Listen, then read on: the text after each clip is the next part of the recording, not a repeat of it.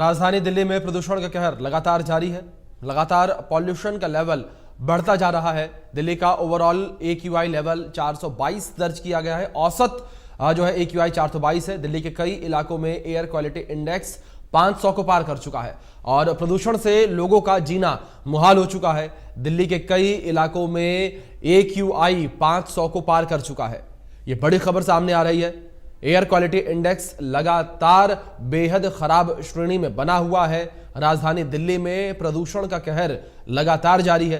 यह बड़ी खबर आप तक पहुंचा रहे जो उस बीच सामने आ रही है। लगातार पॉल्यूशन का लेवल जो है वो अप होता जा रहा है, यानी कि बढ़ता जा रहा है और दिल्ली की आबोहवा लगातार दमघोंटू बनी हुई है। लोगों को सांस लेने में तकलीफें हो रही हैं, लोगों के आंख में जलन हो रही है, लोगों के गले में खराश जो है बनी हुई है पॉल्यूशन की वजह से, लोगों के फेफड़ों में भी दिक्कत हो रही है। बड़ी खबर है जो इस बीच सामने आ रही है। बढ़ते पॉल्यूशन को लेकर सरकार के द्वारा भी कई एहतियाती कदम उठाए जा रहे हैं। ग्रेव 4 जिस तरीके से लागू कर दिया गया है, पूरे मामले को लेकर सुप्रीम कोर्ट में भी सुनवाई हुई। सुप्रीम कोर्ट ने भी दिल्ली सरकार से पूछा कि आखिर आपने प्रदूषण की रोकथाम को लेकर क्या कुछ किया है, क्या प्रबंध किए हैं, ग्रेव 4 नियम लागू करने में देरी क्यों हो गई। ऐसे कई महत्वपूर्ण सवाल सुप्रीम कोर्ट के द्वारा भी पूछे गए, लेकिन दिल्ली में स्थिति जस की तस बनी हुई है। जिस तरीके से दिल्ली में ग्रेव 4 लागू हो चुका है, उसके बावजूद भी स्थिति जस की तस बनी हुई है। तो बड़ी खबर जो इस बीच सामने आ रही है, दिल्ली में एयर क्वालिटी इंडेक्स लगातार खराब श्रेणी में बना हुआ है।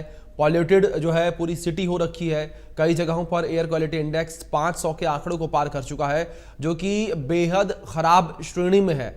और दिल्ली में इस वक्त दिन भर सांस लेने का मतलब कि आप ना चाहते हुए भी एक पैकेट सिगरेट जो है स्मोक कर रहे हैं। तो दिल्ली की स्थिति कुछ इस तरीके से बनी हुई है। तस्वीरें इस बीच आपके स्क्रीन पर नोएडा की हैं, देख सकते हैं किस तरीके से दिल्ली से नोएडा एंटर करते समय क्या स्थिति पॉल्यूशन को लेकर बनी हुई है। दिल्ली NCR के हर क्षेत्र में जो एक चादर आपको धुंधली सी नजर आ रही है, जिसे कई लोग धुंध कोहरा समझ रहे हैं। ये धुंध कोहरा नहीं, ये पॉल्यूशन की चादर है, ये स्मॉग है। और देख सकते हैं किस तरीके से स्मॉग की चादर में लिपटा हुआ पूरा शहर नजर आ रहा है।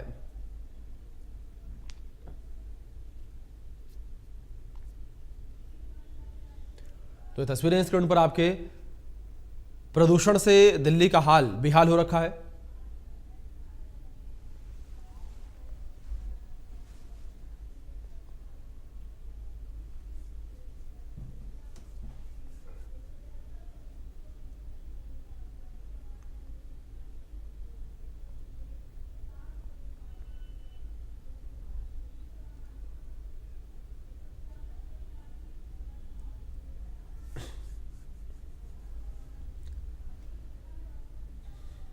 इस बीच हमारी सहयोगी आरजू हमारे साथ जुड़ गए हैं। सीधे उनका रुख कर लेते हैं अधिक जानकारियों के लिए। आरजू, मैं आपका रुख करूंगा और जानकारी सबसे पहले आपसे यही चाहूंगा कि दिल्ली NCR की ताजा स्थिति क्या कुछ बनी हुई है, कितना बदलाव कल के मुकाबले देखने को मिला है? जी जी बिल्कुल। देखिए, अगर बात करें तो पिछले 2 दिनों से हल्का सुधार जो है वो दिल्ली की हवा में देखने को मिल रहा है, लेकिन कुछ खास सुधार नहीं है, क्योंकि अभी भी जो एयर क्वालिटी इंडेक्स है AQI है वो गंभीर श्रेणी में बना हुआ है। इस वक्त की अगर तस्वीरें दिखाएं, क्योंकि सूरज जो है वो आज खिल चुका है और पहले के मुकाबले यानी कि 2 दिन के मुकाबले आज कुछ सुधार देखने को मिल रहा है, लेकिन अभी भी जो धुंध है वो यहाँ पर साफ तौर पर देखी जा रही है और ये असर है प्रदूषण का, क्योंकि अभी भी सीवियर कैटेगरी यानी कि बेहद खराब दिल्ली की हवा जो है वो मानी जा रही है, गंभीर श्रेणी में है।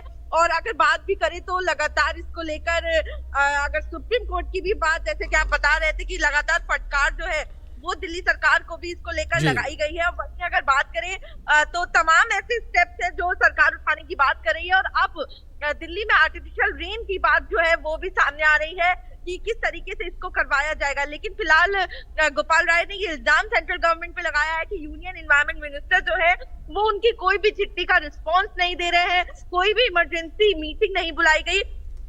और इसको लेकर देखिए वो लगातार ये कह रहे हैं कि एक इमरजेंसी मीटिंग जो है वो बुलाने की जरूरत है। और वहीं इसी के साथ ही उन्होंने ये भी कहा कि प्रधानमंत्री नरेंद्र मोदी को दिल्ली के प्रदूषण को लेकर इंटरवीन करना चाहिए या बातचीत करनी चाहिए और अपने मंत्री से कहना चाहिए कि मीटिंग जो है वो बुला ली जाए, क्योंकि अब इस वक्त दिल्ली के हालात काफी गंभीर है। तो फिलहाल देखना होगा कि क्या दिल्ली में आर्टिफिशियल रेन होती है, क्योंकि लगातार अगर बात करें तो ये धुंध की चादर छटने का नाम नहीं ले रही है। बिल्कुल आरजू, लगातार स्थिति जो है बेहद गंभीर बनी हुई है।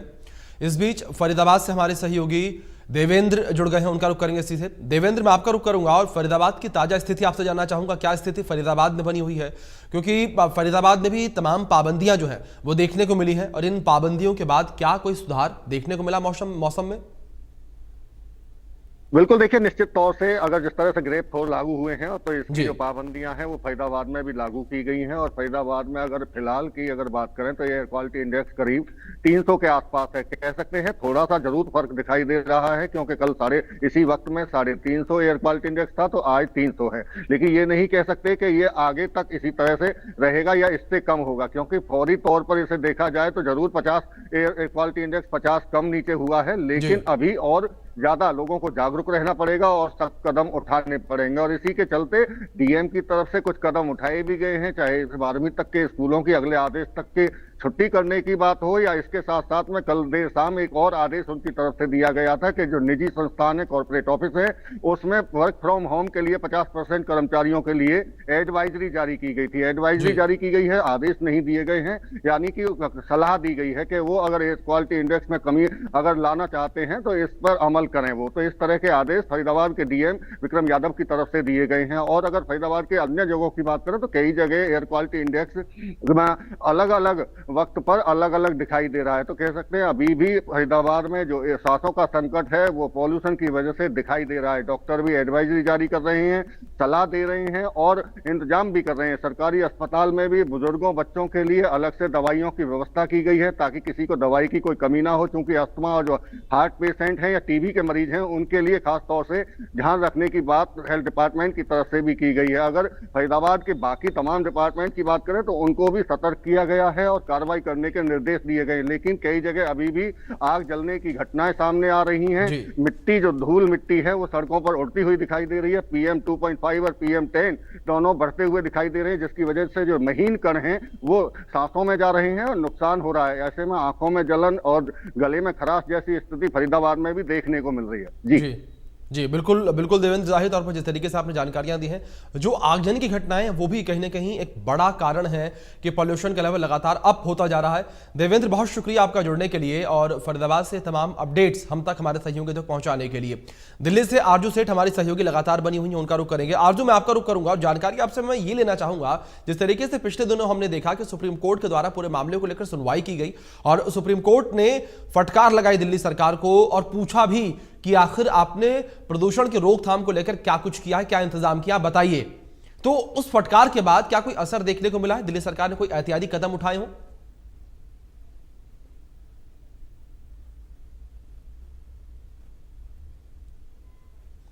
आरजू, आपका डिवाइस जो है म्यूट है, प्लीज उसे अनम्यूट करें पहले। जी बिल्कुल, अगर बात करें तो पर्यावरण मंत्री गोपाल राय से लगातार हमारी बातचीत हो रही है और उनकी तरफ से कहा जा रहा है कि टीम जो है वो अपना काम कर रही है, उनको डिप्लॉय किया गया है और लगातार जो ग्रैप की स्टेजेस है उनका कड़ाके से पालन हो, उसका ध्यान भी रखा जा रहा है। वहीं इस पे भी सवाल जब हमने किया कि किस तरीके से ग्रैप कोड लगने के बावजूद भी जो वॉयलेशंस है वो देखने को मिल रहा है, चाहे वो बात करें कंस्ट्रक्शन वर्क की, तो कई जगह कंस्ट्रक्शन वर्क हो रहे हैं। बात करें अगर तो BS-V4 जो गाड़ियां हैं वो भी एंटर कर रही है, तो उसको लेकर उन्होंने कहा है कि हम फाइन लगा रहे हैं और आगे चल के जो जिस भी चीज की जरूरत पड़ेगी वो हम करने के लिए तैयार है। वहीं जिक्र जो है वो ऑड इवन का भी चल रहा है, क्योंकि पिछले साल भी हमने देखा था, पिछले कई सालों से दिल्ली में ऑड इवन लगाया जाता है जब परिस्थितियां खराब होती हैं। तो इस बार भी ऑड इवन पर विचार जो है वो किया जाएगा अगर परिस्थितियां कुछ दिन तक ऐसी ही बनी रहती है। इसी के साथ ही आर्टिफिशियल रेन एक बहुत बड़ा स्टेप होगा अगर दिल्ली में होती है।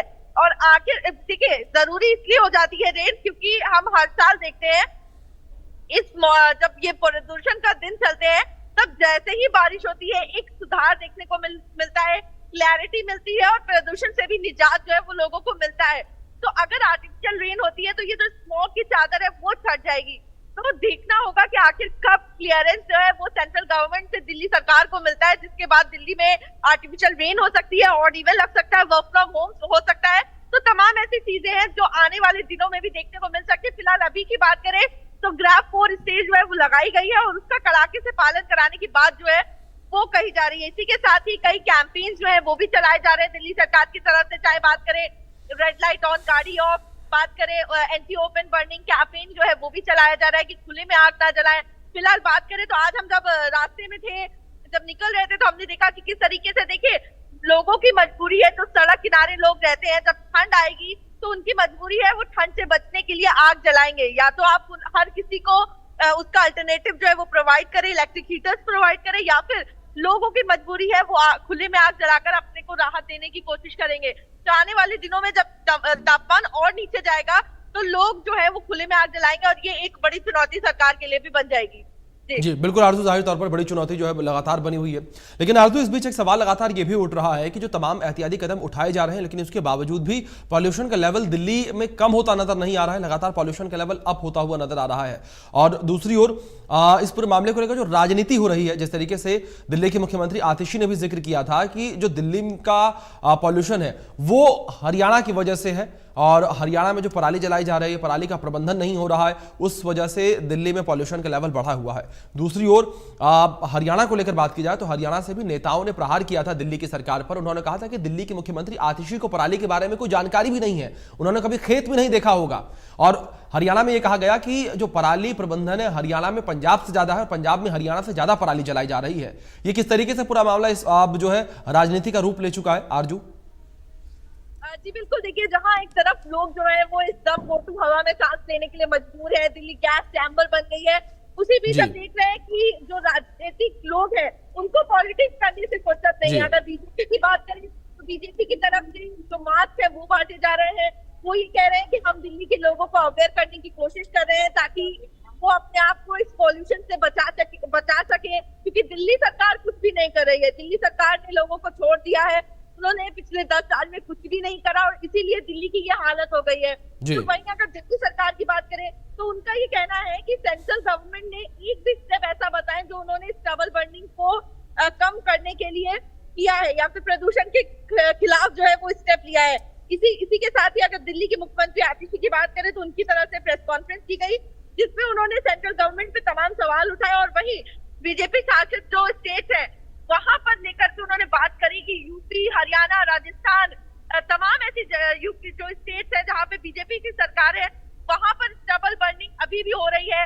अगर उन्होंने कंपैरिजन करा कि पंजाब में संख्या कम हुई है तो वहीं तमाम ऐसी जगह जहां पे बीजेपी शासित राज्य है वहां पर संख्या बढ़ी है इस डबल बर्निंग की। तो देखिए आरोप प्रत्यारोप जो है वो चल रहे हैं और इसी बीच हार देखने को नहीं मिल रहा है और यही समस्या लोगों के लिए बनी हुई है। बिल्कुल आरजू, इस बीच झज्जर से हमारे सहयोगी जगदीप जुड़ गए हैं, उनका रुख भी कर लेते हैं। जगदीप, झज्जर में क्या स्थितियां बनी हुई हैं लगातार, आपसे जानकारी चाहेंगे किस तरीके से पॉल्यूशन का लेवल इस वक्त झज्जर में बरकरार? देखिए आपको बताना चाहूंगा कि आज का पोल्यूशन के लेवल की बात करें तो 388 है जो कि रेड जोन में है, काफी खतरनाक है। हालांकि कल कुछ नीचे आया था, 347 तक आ गया था, लेकिन लगातार फिर ये बढ़ता हुआ नजर आ रहा है। और हम अगर पिछले साल की बात करें तो नवंबर के महीने में हाईएस्ट 398 था, लेकिन अब की बार लोवेस्ट की अगर बात करें तो वो 300 से 400 के बीच लगातार चल रहा है, यानी कि एक साल में 100 का आंकड़ा प्रदूषण पार कर चुका है। लगातार जो स्टेबिलिटी प्रदूषण की बनी हुई है कि वो 350 से 400 के आसपास ही रहता है या 400 को क्रॉस भी कर जाता है कई बार, तो ये काफी खतरनाक स्थिति पैदा होने वाली है। क्योंकि जब एक साल में 100 का आंकड़ा पार कर चुका है तो आने वाले सालों में, आने वाले दिनों में प्रदूषण और बढ़ेगा और इसको कम किसी भी तरीके से कम नहीं कर पा रहे हैं। कल ही उपायुक्त महोदय ने मीटिंग ली थी और ग्रेड 4 लागू हो चुका है, तो हर तरह की एहतियात बरतने की बात कही है कि चाहे वो भवन निर्माण की बात हो, डस्ट का कोई काम हो या ऐसा कोई भी काम जिसमें धूल का गुब्बार उठता हो, वो सभी कामों को बंद करवा दिया गया है। यहाँ तक कि सड़कों पर कच्चे जो रास्ते हैं उन पर पानी का छिड़काव भी किया जा रहा है ताकि कम से कम प्रदूषण फैले। लेकिन उसके बावजूद भी आप प्रदूषण की देख सकते हैं कि एयर क्वालिटी इंडेक्स आज भी 388 है और लगातार ये बरकरार है कि 350 से 400 के बीच में ही लगातार हो रहा है। प्रशासन की तरफ से हर तरह के प्रयास किए जा रहे हैं। बहादुरगढ़ के अंदर, झज्जर के अंदर लोगों के लिए नंबर भी जारी किए गए हैं जिन पर वो किसी भी प्रकार का अगर कोई प्रदूषण फैलाता है उसको लेकर उन नंबरों पर शिकायत दर्ज करा सकते हैं और जो प्रदूषण का जो फैलाएगा उसके खिलाफ सख्त कार्रवाई भी की जाएगी, दंड भी उसको दिया जाएगा।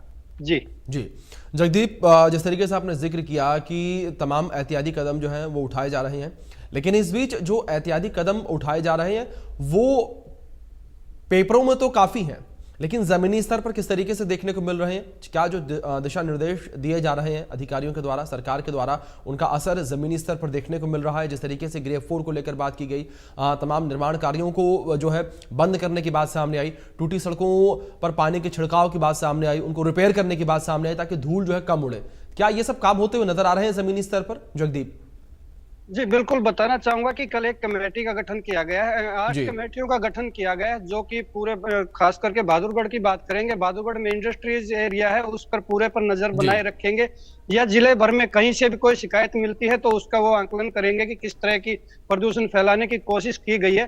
तो आने वाला टाइम बताएगा कि ये कमेटी, जो 8 कमेटियां जो निर्धारित की गई, जो बनाई गई है, ये कितना कंट्रोल कर पाती है। लेकिन अभी तक की अगर बात करें तो जैसे BS4 डीजल जेनसेट या जो भी BS4 डीजल व्हीकल थे जो एसेंशियल सर्विस से नहीं जुड़े हुए थे, उनको बंद कर दिया गया था, और अनावश्यक कोई भी कार्य जिससे भी धूल मिट्टी का जो कार्य था, चाहे वो भवन निर्माण की बात हो या जैसे डस्ट रोडी वाले काम करते हैं, उनकी गाड़ियां खाली होती तो काफी मात्रा में धूल का गुब्बार उठता है, इस तरह के सभी कामों पर लगाम लगा दी गई थी ताकि कम से कम प्रदूषण फैले। जी। और डॉक्टरों को क्या कुछ कहना है जगदीप? जिस तरीके से पॉल्यूशन का लेवल लगातार बरकरार है, इसको लेकर डॉक्टर्स क्या कुछ कह रहे हैं?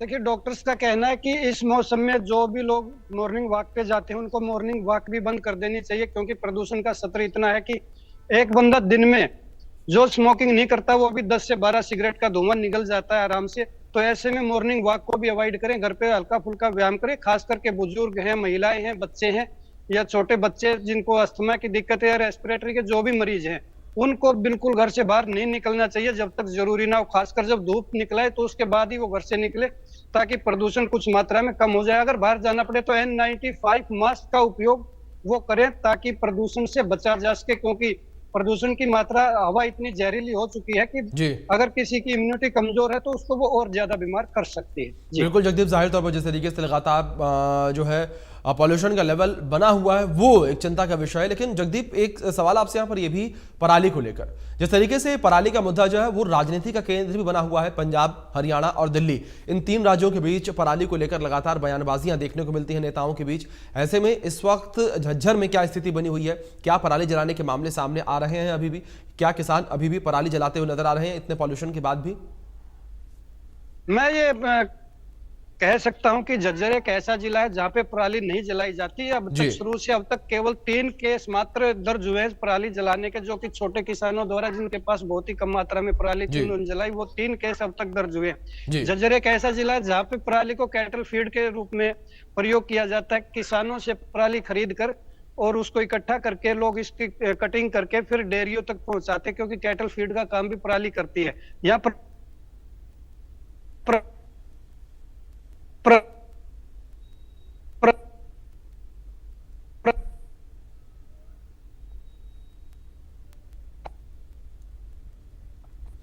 चलिए, लगता है हमारे सहयोगी से संपर्क जो है नहीं हो पा रहा है कुछ तकनीकी खामी की वजह से। हम एक बार फिर से प्रयास करेंगे संपर्क करने का। लेकिन लगातार पॉल्यूशन को लेकर जिस तरीके से जानकारियां पहुंचाने, फरीदाबाद से हमारे सहयोगी देवेंद्र हमारे साथ जुड़े, चाहे दिल्ली से हमारे सहयोगी आरजू सेठ हमारे साथ जुड़ी, और झज्जर से हमारे सहयोगी जगदीप हमारे साथ जुड़े, और स्थितियां जो है हर जगह पर एक सी बनी हुई नजर आ रही हैं, यानी कि पॉल्यूशन का लेवल लगातार बढ़ा हुआ है और लगातार जो है तमाम एहतियात बरते जा रहे हैं, लेकिन उसके बावजूद भी स्थिति जस की तस बनी हुई है। और इस बीच हमारे सहयोगी संजीव आनंद जुड़ गए हैं अंबाला से, उनका रुख कर लेते हैं अधिक जानकारियों के लिए। संजीव, जानकारी मैं आपसे लेना चाहूंगा अंबाला को लेकर। अंबाला में इस वक्त क्या स्थिति बनी हुई है पॉल्यूशन को लेकर, क्योंकि सरकार के द्वारा दिशा निर्देश लगातार कई सारे जारी किए गए हैं, लेकिन उसके बावजूद कई क्षेत्रों में पॉल्यूशन का लेवल जो है लगातार बढ़ता हुआ नजर आ रहा है, घटने के बजाय। अंबाला में क्या स्थिति इस वक्त? अंबाला में इस समय हल्की धुंध है, जो खुले एरिया हैं वहां पर ज्यादा धुंध देखने को मिल रही है। जो रिहायशी एरिया है वहां आज मौसम साफ है, कल बहुत धुंध थी, 3-4 दिन से लगातार धुंध पड़ रही है, लेकिन आज जो है कहीं ना कहीं मौसम में सफाई है, आज मौसम साफ है। और जो AQI लेवल की बात करें, AQI लेवल आज बढ़ा है, क्योंकि कल 141 था, आज 171 है AQI लेवल। लेकिन अगर मैं दिखाना चाहूंगा आकाश की तरफ, तो हल्की धुंध है जहां पर की खुले एरिया हैं। अगर रहायशी एरिया की बात करें तो रहायशी एरियो में कहीं ना कहीं धूप देखने को आज मिल रही है और मौसम साफ नजर आ रहा है। जी संजीव, जिस तरीके से आप धुंध को लेकर जिक्र है, मौसम साफ नजर आ रहा है, लेकिन जो पॉल्यूशन का लेवल है वो कितना बना हुआ है इस वक्त अंबाला में? पोल्यूशन लगातार बढ़ रहा है। आज जी। कल 141 था, आज 171 है। पोल्यूशन को लेकर कहीं ना कहीं चिंता का विषय तो लगातार जारी है, और इसी को लेकर कल मैंने डीओ से भी बात की थी, यहाँ पर स्कूलों की क्या पोजीशन है। तो उन्होंने बताया था कि अभी यहाँ कोई ऐसा आदेश पारित नहीं हुआ है कि स्कूल अभी खुले हैं यहाँ पर। जी बिल्कुल संजीव दूसरी ओर जो आदेश जारी किए गए, किस तरीके से आदेश जारी किए गए हैं प्रशासन के द्वारा अंबाला में पॉल्यूशन को लेकर?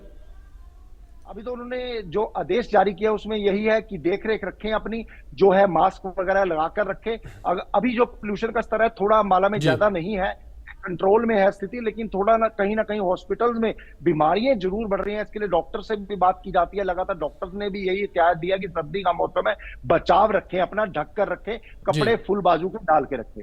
जी बहुत शुक्रिया आपका जुड़ने के लिए संजीव, तमाम जानकारियों के लिए भी। और जिस तरीके से इस वक्त लगातार पॉल्यूशन का लेवल बना हुआ है दिल्ली एनसीआर में और देश के तमाम हिस्सों में, खासतौर पर उत्तरी भारत में जिस तरीके से पॉल्यूशन का लेवल बना हुआ है, उससे लोगों का जीना मुहाल हो चला है। देखना यहाँ पर यह होगा कि जो तमाम एहतियात बरतने की बात कही जा रही है उसका जमीनी स्तर पर असर होता हुआ नजर कब आएगा। फिलहाल के लिए इस बुलेटिन में इतना ही। आप बने रहें इंडिया न्यूज के साथ।